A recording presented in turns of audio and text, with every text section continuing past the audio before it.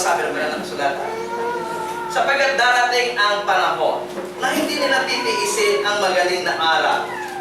Darating na po yun, sabi niya, ang panahon na yung mga members, namimili na ng aral, namimili na ng kanilang pakikinggan. Ito yung tamang aral, ayaw nila.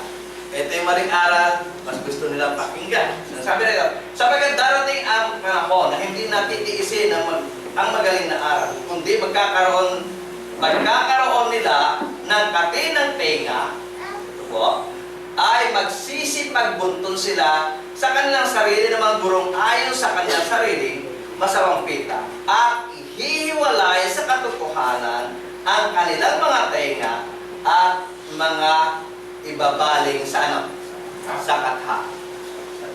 Alisin natin yung preacher yan. Bakit? Ayoko niya. Gusto ko, ito yung ganyan tinuturo. Diba?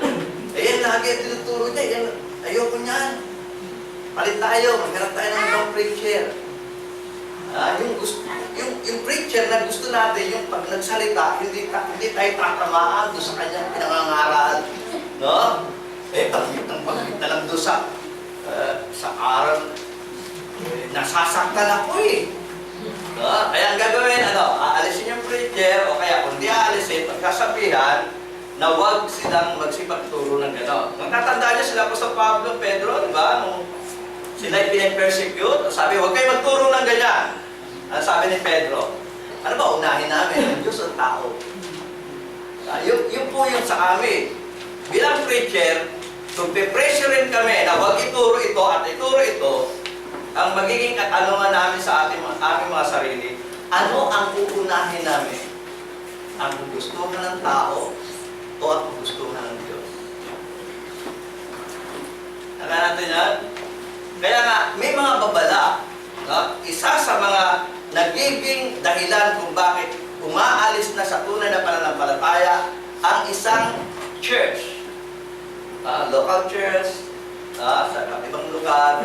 Kaya sila nawawala na sa tamang pananampalataya ay yung preacher nila, in-expression nila na magturo ng mga bagay na hindi naman, wala naman sa katotohanan, pero mas maganda sa kanilang pakikinig. At yun ay burden para sa amin. Pressure para sa amin. Kung kami ay tatahimik at hindi na magsasalita tungkol sa katotohanan dahil sa takot o dahil sa pressure na gagawin ng mga member. Tungkulin po namin, ingatan ang aming mga sarili, tungkulin po rin namin, ingatan ang aming mga pulo.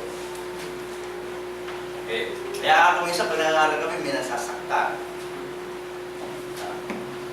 May naiinis. May naiinig. Pero tungkulin pa rin namin, kahit kung ano man ang maging resulta ng aming turo, tungkulin pa rin namin turo kung ano yung nararapat ituro. Kaya nga dito mismo, sa sinasabi ng Banal na Kasulatan, unang-una, aalalahanin natin yung ating mga preachers na tuturo sa atin ang salita ng Diyos. At sabi pa rito, magsitalima kayo sa mga namiminuno sa inyo, yung mga preachers, at kayo pasako sa kanila.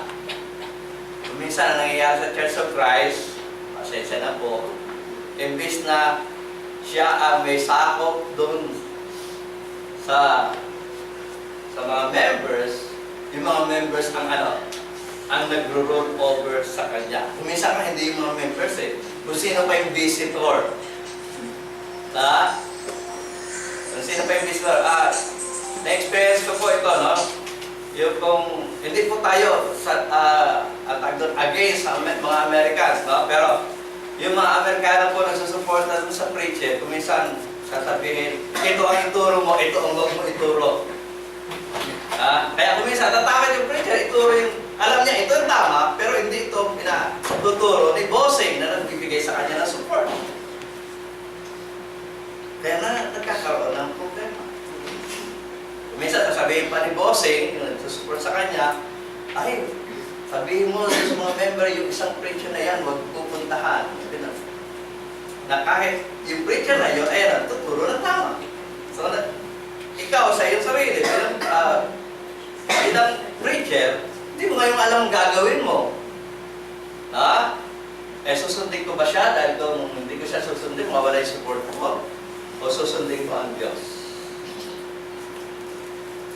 At kinamitan, mga preacher na mahina, bumibigay po doon. Susundin ko siya, ayaw ko mawala yung support ko, pero sana maunawaan ako ng Diyos. Yan ang nangyayari. So, huwag sanang dumating ang panahon. Okay? Kaya nga pinag-aaralan natin ito. At ito'y sinasabi rin sa kanila na huwag sanang dumating ang panahon na mag-preacher si preacher, na magturo na lang kahit anong ituro, huwag lang magalit sa kanya yung mga member, at huwag lang magalit sa kanya yung kanyang supporter. Nakakatakot. Kaya nga, binibigyan ni Apostol Pablo ng aral ang mga miyembro na sana magbigay naman kayo ng respeto at alalahanin niyo yung mga namumuno sa inyo na tuturo sa inyo ng salita. Hindi naman po pamumuno na kami ay bossing, kundi kami namumuno bilang leader at bilang guide ng inyong kaluluwa.